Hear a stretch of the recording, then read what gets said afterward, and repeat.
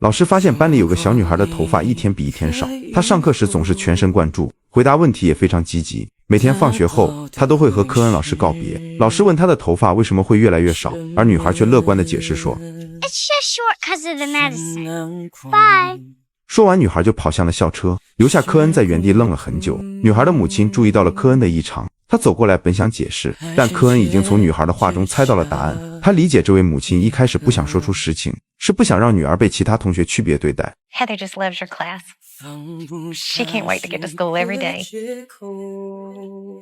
And I'd be grateful if you kept her secret a little longer. I just don't want her to be singled out. Yeah. Is she gonna be okay? 科恩强忍着泪水，微笑着和女孩挥手告别。在接下来的时间里，科恩对女孩更加关爱。尽管无法改变她的命运，但他的关心和支持无疑是女孩和她家庭的一份慰藉。小女孩非常乖巧可爱，总是面带笑容。她告诉科恩，自己唯一的烦恼就是常常看到母亲躲在房间里偷偷哭泣。 They try to hide it, but I always see them. 女孩的懂事和成熟让科恩十分同情，但有些痛苦和困扰是作为老师也无法完全解决的。他所能提供的只有倾听、理解和支持，以及在可能的范围内给予女孩更多的快乐和安慰。突然有一天，小女孩不能来上学了。面对这残酷的现实，科恩决定号召全班同学一起为小女孩制作礼物，表达他们的关心和支持。可几个礼拜后，他们最害怕的消息还是传来了。在小女孩的葬礼上，所有人都进入教堂，唯独科恩老师选择独自在外面守候，因为他知道情绪的波动会使他的怪叫更加严重。他不想在这样庄严静谧的场合中发出声音，更不想打扰到别人的悲伤。小女孩的妈妈恳求科恩能进去送女儿最后一程，科恩想要拒绝，但妈妈坚持说 You were her favorite teacher.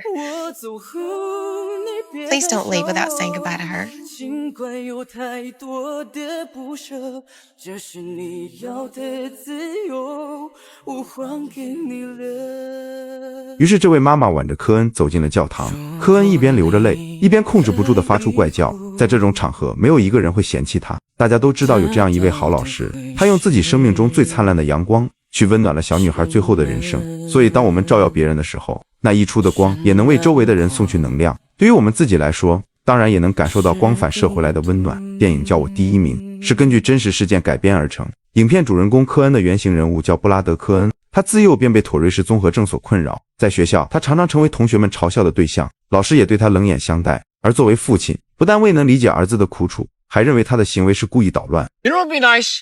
One day without you acting up. One. Wait up, Dad. 甚至在一次情绪失控中，命令他停止那些无法控制的行为。 He said, "Stop it! Stop it!"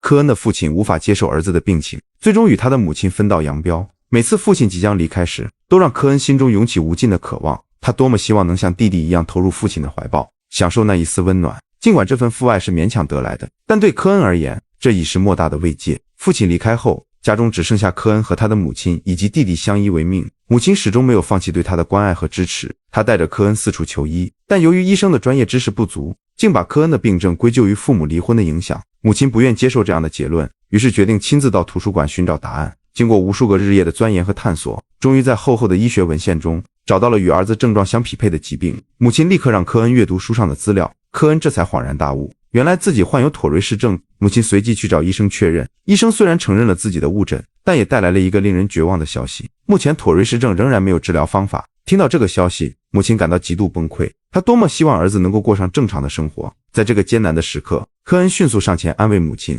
It's okay, Mom. I'll get through this, all right? 看到儿子如此懂事，母亲心痛地将他紧紧抱在怀里，泪水在眼眶中打转。尽管知道目前没有治疗妥瑞氏症的方法，但母亲从未放弃寻找可能的解决方案。在寻求治愈的旅途中，母亲带着科恩踏入了妥瑞氏症患者的互助中心，希望在同病相怜的人群中寻找一丝慰藉。那里的患者们表现出各种各样的症状，有的人会抽搐，有的人会缩脖子，还有的人会不自主的后仰。母亲原本希望科恩能从他们那里学到一些东西，却发现这些患者聚集在一起并没有互相帮助，而是在抱怨命运的不公。他们因为不被公共场合接受而充满了怨气，没有人尝试去改变现状。科恩内心并不想走他们的老路。母亲目睹这一切后，心中涌起一股冲动，她立刻带着科恩离开了那个充满负能量的地方，并向科恩道歉。I'm really so sorry that I brought you there, honey. Let's just forget this. I don't want to forget this, Paul. These people let Tourette's win. I'm never gonna do that.年仅12岁的他就已经懂得了不抱怨、不向命运低头的重要性。即使运气不佳，他也要与厄运抗争。但妥瑞氏症的阴影却使科恩十分讨厌读书，因为别人一节课就能学会的东西，他需要花更多的时间来集中注意力学习。尽管他竭尽全力控制自己的症状，偶尔还是会发出不寻常的声音，这导致同学们嘲笑他，老师也严厉地批评他，甚至将他叫上讲台，大声斥责。I know you think you're the class clown, but I've had it with you. 而科恩只能无助地解释自己无法控制这些行为，但是缺乏理解的老师却坚持认为他是故意捣乱，并强迫他向全班同学道歉。And your clowning makes it impossible. Sorry. Don't apologize to me. Apologize to them. Eyes up here, everyone. Sit up straight, please. Brad has something to say to you. I'm sorry. That you can't study because of me. 科恩已经习惯了这种道歉，也习惯了面对那些面目可憎的老师，每次他都必须承诺不再发出怪声，才能被允许回到座位上继续上课。然而即使他刚回到座位，还是无法控制地发出了声音。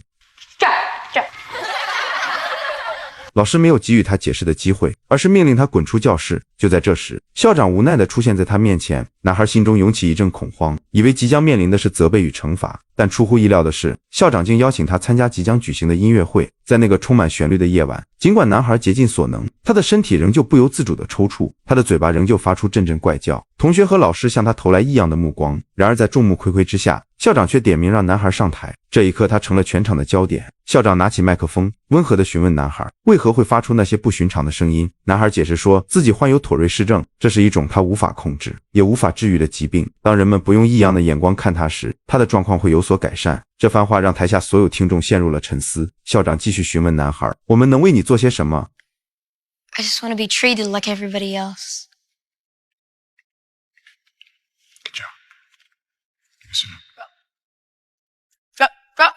当男孩回到自己的座位，那紧张的情绪再次发出了怪叫，但这一次没有人嘲笑他，反而观众席爆发出热烈的掌声。这是他第一次感受到被平等对待。校长简单而有力的几句话，不仅改变了他的人生轨迹，也治愈了他的心灵。这就是教育的力量所在。也正是从这天起，男孩开始梦想成为一名教师，他想把校长给予他的一缕阳光继续传递下去。那些艰难险阻横亘在前，恰似顽石妄图阻挡水流。那前方的道路荆棘密布，可坚韧的步伐依旧砥砺前行。经过10多年的努力学习，科恩终于以出色的成绩获得了从业资格证书。然而作为一个经常会发出怪声的教师，却面临着巨大的挑战。成年人的成见往往比孩子们更难改变。尽管科恩在大学中成绩优异，但每当他发出怪声时，面试官的表情就会立刻变得僵硬，然后急匆匆地结束面试。尽管如此，科恩的脸上总是挂着阳光般的笑容。这些困难并没有削弱他成为一名教师的热情。在接下来的面试中，无论他提出的教育理念多么新颖，总是礼貌地遭到拒绝。有的校长毫不避讳地质问他，带着这样的病症，为何还要追求教师职业，甚至要求他在教学时必须忍住不发出任何声音。面对这种羞辱性的质疑，科恩偶尔会愤怒地回应 You know what? Thank you very much for the interview. But don't you want the job? Yes, actually. I want it really bad. But I would never, ever work for a man that doesn't care about his students. So I'll take my portfolio and take no more of your time. You got a great boss. 回到车里的他终于无法再控制自己的情绪，他试图用疼痛来转移对怪叫的自我厌恶。然而越是痛恨自己在面试中的失态，他的怪叫就越是难以控制。有时现实确实很残酷，尽管付出了巨大的努力，但结果却常常令人心碎。好在科恩有一个给予支持他的母亲。面对科恩的自我怀疑和沮丧，母亲采取了一种反向激励的策略。 Why don't you just throw in the towel and come home, huh? I'll buy you a ticket. 这样的刺激反而激发了科恩的斗志。他坚定地表示 I am not letting Tourette's win. Really? Yes, really. Look, I'm never going to give up. I have to find the right school. You will, Bobo. You will. 正是这种尖锐却充满爱意的对话，让科恩重新找回了前进的勇气。在总结了失败的经验后，科恩意识到自己的困境并非完全是因为妥瑞氏症，而是他还没有找到愿意接纳他的学校。于是他拿出地图，将所有未曾面试过的学校都标记出来，并将他的详细资料逐一发送给这些学校。可随着时间的推移，新学期的开始日益临近，科恩依然没有收到任何学校的回复。就在科恩焦急等待被邀约时，他的继母找到了他，继母受父亲之托来劝说科恩考虑放弃教师职业，转而从事父亲的建筑工作，以便将来能够接替父亲成为包工头。这是父亲为科恩准备的最后退路。继母继续对科恩说，你爸爸其实很爱你，他只是不想看到你受伤。The only thing that hurts is the fact that he has never accepted who I am. See, he's got this idea of a perfect son who's normal and does normal things. Well, I'm never going to be normal. Well, maybe that's not his idea, Brad. Maybe that's yours. And you're right. You are not normal. You have a gift to teach. And it's not in spite of your Tourette's. It's because of it. 这些话让科恩感到很意外，他没想到与自己没有血缘关系的继母会用这么深刻的方式激励他。这些话语让科恩与妥瑞氏症达成了和解。他意识到父亲一直在以另一种方式保护他，父亲一直认为是自己的遗传导致了科恩的病症，并因此感到内疚，无法直面科恩。而科恩深刻理解了父亲的苦心后，便找到了他所在的工地。父亲关切地询问他找工作的进展，并小心翼翼地问他是否需要经济上的帮助。父亲提出，如果科恩需要钱，可以来工地工作，但科恩却坚定地表示自己想要成为一名教师。他告诉父亲，没有什么能够阻挡他追求自己的梦想。父亲担心他屡次失败后会遭受更大的打击，因此试图劝说科恩考虑其他更稳定的工作。可父亲却低估了科恩的乐观精神。I'm gonna teach, Dad. Drop. Okay? I can't let anything get in the way of that. 科恩之所以来到父亲所在的城市寻找工作，就是为了向父亲证明自己的能力。毕竟每个孩子都希望得到父亲的认可。然而随着教师招聘季即将结束，科恩依然没有收到任何面试的通知。在一次家庭聚会中，父亲小心翼翼地询问科恩工作是否顺利，但科恩却指责父亲从未真正接受过自己，认为父亲一直觉得自己的儿子会给他丢脸。父亲说，我最讨厌跟你一起去餐厅吃饭，是因为看不惯大家都用异样的眼神盯着你，有时候我真的很无助。我这辈子都在帮助别人修东西，却唯独修复不了你的怪病。 It doesn't need fixing. Nobody can fix it. I know. 父亲很愧疚，自己给了儿子一个不完美的身体，这种愧疚感让他选择了逃避。 I'm proud of you regardless. 在新学期即将开始的前几天，科恩终于收到了一份来自名为山景小学的面试邀请。两位校长热情地接待了科恩。校长好奇地询问，为什么这位与众不同的科恩如此渴望成为一名教师？科恩真诚地回答说，曾经有一位校长为他指明了方向，驱散了他心中的迷雾，因此他也想成为一个能够启发他人的教育者，用阳光般的温暖去影响更多的孩子。科恩详细阐述了自己坚持到底的教育理念，并坦诚地谈到了自己的妥瑞氏症。他的回答流畅，逻辑清晰。经过深思熟虑，两位校长最终只与科恩签订了1年合同。这意味着他需要在接下来的1年里，通过自己的实际行动来消除所有人的疑虑，以此来证明自己的价值和能力。由于今年2年级学生数量激增，学校不得不增设了一个新班级，而这个班级的学生都是从其他班级调整过来的。但对科恩来说，这些并不重要，重要的是他终于得到了这样一个宝贵的机会。当他看到属于自己的教室时，激动得几乎说不出话来。长久以来的梦想终于变成了现实，所有曾经的努力和汗水在这一刻都转化为了成功的光芒。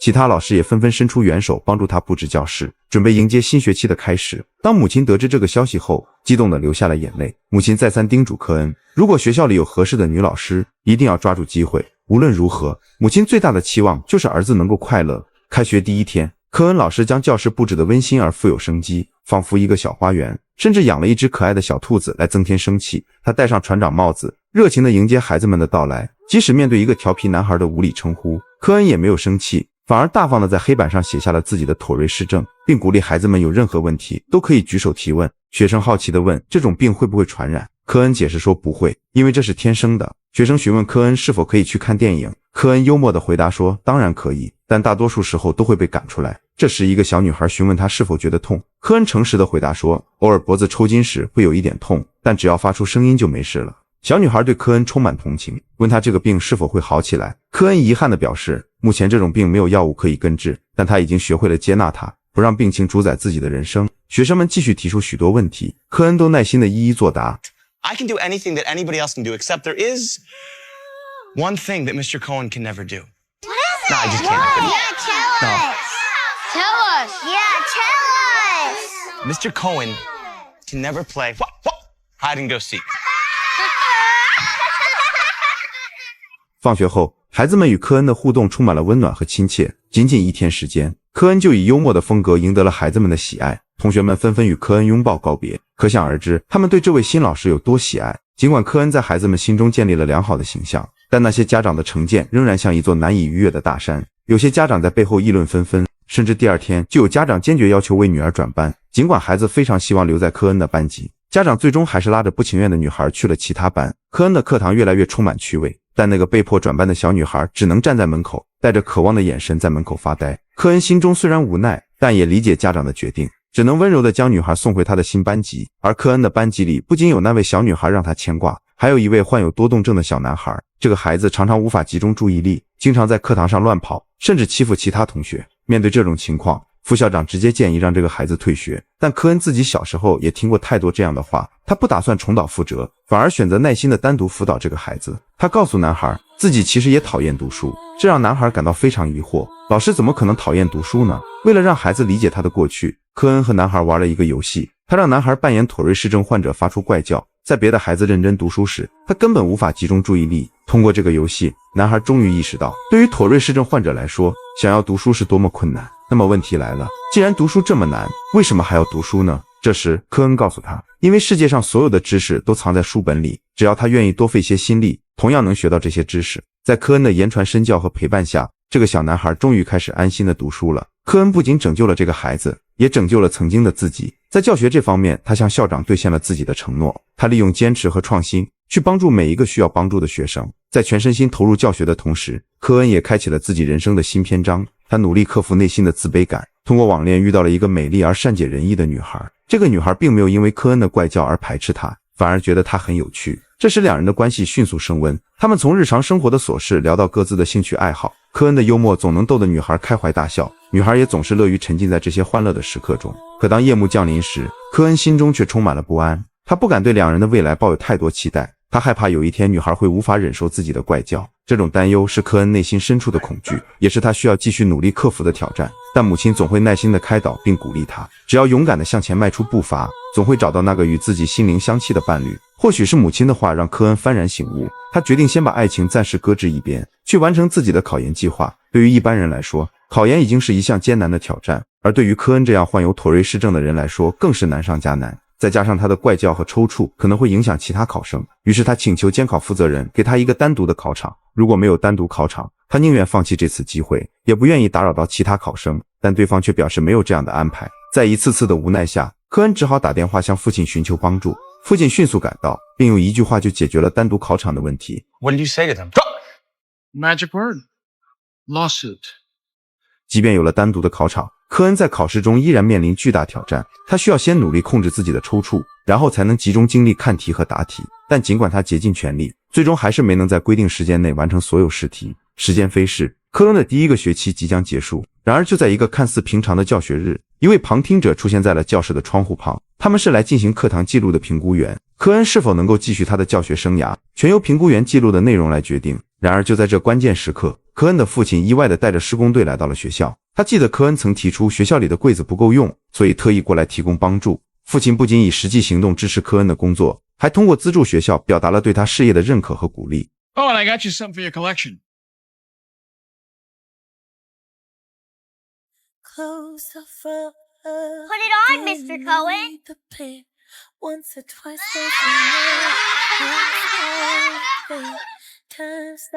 A hard hat for an extremely hard head. Hey class, that's my dad.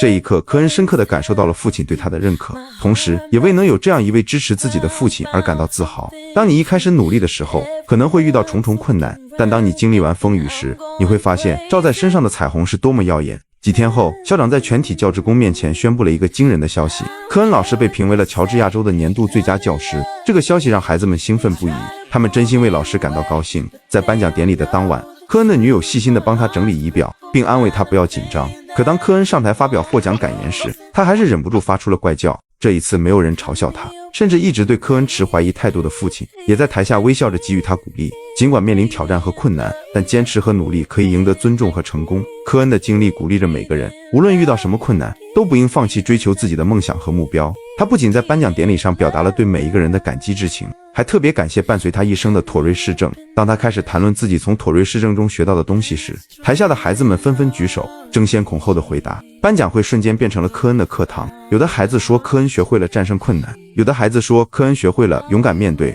还有孩子说科恩学会了坚持到底。